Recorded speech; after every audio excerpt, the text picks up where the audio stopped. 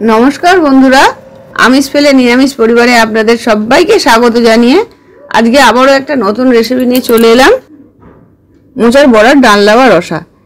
एक बार यदि रेसिपिटा बानान जेकोनो निरामिष दिने देखबेन एई दिये समस्त भात खाওয়া হয়ে যাচ্ছে।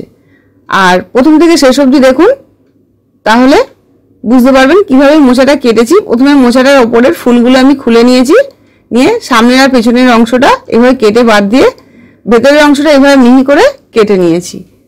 আজকে এই রান্নাটা করার জন্য আমার ছোট মেয়ে আমাকে ভীষণভাবে সাহায্য করেছে মোচাটা কাটতে। মোচাটার ভেতরের অংশটা কোনো কিছুই বাদ দিতে লাগে না, এটা খুবই নরম হয়, এটা পুরোটাই খাওয়া যায় আর খেতেও সুস্বাদু হয়। ভেতরের অংশটা এইভাবে নিয়ে নিয়েছি, সেই আর পেছনের আর সামনের অংশ একটু করে কেটে বাদ দিয়ে দিয়েছি। এগুলো খুব ভালো করে মিহি করে কেটে নিতে হবে যাতে রান্নার সময় সেদ্ধ হয়ে গেলে মুখে একটুও না লাগে। এবার মিহি করে কেটে নিয়ে তারপরে ফুলগুলো কিভাবে কাটতে হবে সেটাও দেখিয়ে দেব। আর এই মোচা অবশ্যই আপনারা খাবেন, মোচাতে প্রচুর পরিমাণে আয়রন আছে, পটাশিয়াম, ম্যাগনেসিয়াম, রক্ত হওয়ার জন্য সাহায্য করে, শরীরে কোষ্ঠকাঠিন্য দূর হয়।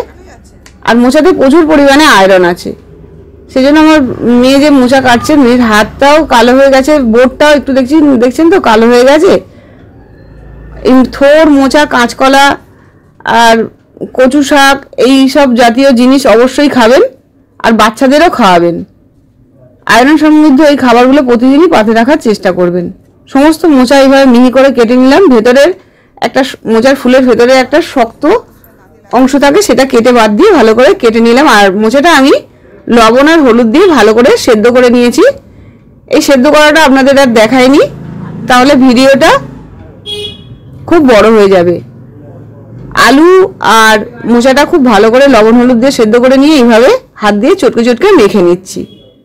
তারপরে এর মধ্যে 1 চামচ কাঁচা লঙ্কা কুচি, সামান্য একটু ধনেপাতা কুচি, একটু কাশ্মীরি লঙ্কা গুঁড়ো, সামান্য একটু চিনি, সামান্য একটু গোলমরিচের গুঁড়ো, ঝালটা যেমন খাবেন সেই অনুপাতে দেবেন। পরিমাণ মতন লবণ দিয়ে দিলাম, সামান্য একটু হিং দিয়ে দিলাম, অল্প একটু হলুদ গুঁড়ো দিয়ে দিলাম, তারপরে একটু কালো জিরে দিয়ে দিলাম।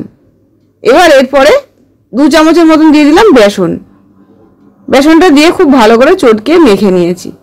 এইভাবে খুব ভালো করে মাখিয়ে নিতে হবে যাতে সব জায়গায় সমানভাবে মশলাটা মেশে। এরপরে হাতের সাহায্যে এইভাবে গোল গোল বড়ার আকারে প্রথমে আমি গড়ে নিলাম। এইভাবে যদি আপনারা প্রথমে গড়ে নিয়ে তারপরে রান্নাটা করেন তাহলে সময়টাও কম লাগবে। যখন রান্না করবেন তখন আর এভাবে বড়াগুলো প্রথমেই বানিয়ে নিতে হবে না। বড়াগুলো বানিয়ে নিয়ে তারপরে কড়াতে আমি সাদা তেল দিয়ে দিলাম। তেলটা খুব ভালোভাবে গরম হয়ে গেলে বড়াগুলো এভাবে 5টা 6টা করে একভাবে হালকা লাল করে ভেজে নেব। যদি এই বড়াগুলো আপনারা এমনি শুধু ভাজা খেতে চান বা সস দিয়ে ভাজা খেতে চান কিংবা ডালের পাতে খেতে চান তাহলে আরও একটু লাল করে ভেজে নেবেন। যেহেতু আমি এটা ডালনা করছি সেজন্য একটু নরম করেই ভেজে নিলাম। কিন্তু এই বড়াগুলো যদি ভাজা খেতে চান, অনেকে মোচার বড়া বা মোচার গুলি বলে বা কোপ্তা বলে, এই মোচার বড়া বা কোপ্তাগুলো ভাজা খেতেও খুব সুস্বাদু লাগে। এবার ওই তেলের মধ্যেই আমি 2টো আলু লবণ হলুদ দিয়ে সেদ্ধ করা ছিল সেই আলুটাও খুব ভালো করে ভেজে তুলে নিলাম। যেহেতু লবণ হলুদ দেওয়া ছিল আর আলাদা করে এখন আর লবণ আর হলুদ দিলাম না। আলুটা তুলে নিয়ে ওই কড়ার মধ্যে আরও 2 চামচ সাদা তেল দিয়ে দেবো, দিয়ে তাতে 1/2 চামচের মধ্যে জিরে ফোড়ন দিলাম, একটা শুকনো লঙ্কা আর একটা তেজপাতা ভালো করে ছিঁড়ে দিয়ে দিলাম। শুকনো লঙ্কা তেজপাতাটা একটু ভাজা হলে সামান্য একটু হিং দিয়ে দিলাম, আর একটা ক্যাপসিকাম খুব মিহি করে কাটা ছিল সেই ক্যাপসিকামটাও দিয়ে দিলাম। ক্যাপসিকামটা দিয়ে একটু ভাজা ভাজা করে নিয়ে তারপরে এর মধ্যে আমি 1 মুঠো মতন বাঁধাকপি কুচি দিয়ে দিলাম। বাঁধাকপি কুচিটা দিলাম, রান্নার টেস্টটাও ভালো হয়, একটা আমিষ আমিষ টেস্ট আসবে, পেঁয়াজ পেঁয়াজ, আর রান্নাটাও একটু মাখো মাখো হবে। যদি আপনারা চান তো একটু পেঁয়াজ দিয়েও করতে পারেন। সামান্য একটু লবণ আর একটু চিনি দিয়ে দিলাম কষার সময়। লবণটা দিলাম তাড়াতাড়ি নরম হয়ে যাবে, আর চিনি দিলাম স্বাদের ব্যালেন্সের জন্য। এবার 1 চামচের মতন হলুদ বাটা দিয়ে দিলাম, দিয়ে খুব ভালো করে মশলাটা কষিয়ে নেব। 1 চামচ দিলাম আদা বাটা, 1/2 চামচ জিরে বাটা দেব, আর 1/2 চামচ ধনে বাটা দেব।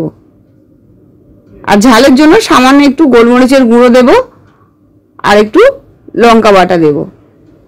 একটু লঙ্কা বাটা দিয়ে দিয়েছি, একটু সামান্য গোলমরিচের গুঁড়ো দেব ঝালটা যাতে ভালো হয়, একটু কাশ্মীরি লঙ্কা গুঁড়ো দিয়ে দিলাম। এবার মশলাটা একটু অল্প জল দিয়ে খুব ভালো করে কষিয়ে নেব।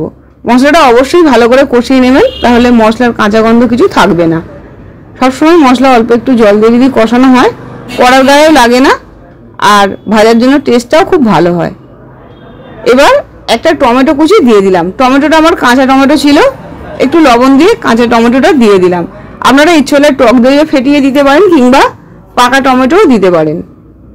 এবার ভেজে রাখা আলুটাও দিয়ে দিলাম, দিয়ে খুব ভালো করে কষিয়ে নেব। আরও মিনিট খানেক ভালো করে কষিয়ে নিয়ে তারপর পরিমাণ মতন জল দিয়ে দেব। জলটা একটু বেশি পরিমাণেই দিতে হবে, যাতে বড়াগুলো ঝোলটা টেনে জলটা কমে না যায়। এই ঝোলটা দিয়েই দেখবেন আর বড়া মেখেই সমস্ত ভাত খাওয়া হয়ে যাচ্ছে, নিরামিষ দিনে আর কোনো কিছুই লাগবে না। এবার পরিমাণ মতো আরও একটু লবণ দিয়ে দিলাম, তখন লবণটা কম দিয়েছিলাম। লবণটা দিয়ে মিনিট 5 ফুটিয়ে নেব। ভালোভাবে ফুটে গেলে এতে বড়াগুলো দিয়ে দিলাম। বড়াগুলো যখন ঝোল টেনে যাবে, একটু ভালোভাবে ফুটে যাবে, তখন এর মধ্যে 1 চামচ গরম মশলা গুঁড়ো আর 1 চামচ ঘি দিয়ে এটা নামিয়ে নেব। এই রেসিপিটা আমি গরম ভাত দিয়ে পরিবেশন করব। আপনারা ইচ্ছে হলে রুটি পরোটা বা লুচি দিয়েও খেতে পারেন, খেতে খুবই সুস্বাদু হয়। একবার হলেও অবশ্যই বানাবেন। যে কোনো নিরামিষ দিনে এই রেসিপিটা থাকলে দেখবেন আর কোনো কিছুই লাগছে না। বাচ্চারাও খেতে চাইবে। বাচ্চারা অনেক সময় থোড় মোচা বা এইসব সবজি খেতে চায় না, কিন্তু তাদের যদি এইভাবে বানিয়ে দেন দেখবেন এই দিয়েই সমস্ত ভাত খেয়ে নিচ্ছে। বড়াগুলো খুবই সুস্বাদু হয়েছে, ভেতরে সমস্ত খুব ভালো ঝোলও ঢুকেছে, আর জলটা ঠিক পরিমাণে দেওয়া হয়েছে বলে ঝোলটাও ঠিক আছে। এই বড়াগুলো খুবই ঝোল টেনে নেয়, যখন ঠান্ডা হয়ে যাবে দেখবেন আরও একটু ঝোলটা কমে যাবে।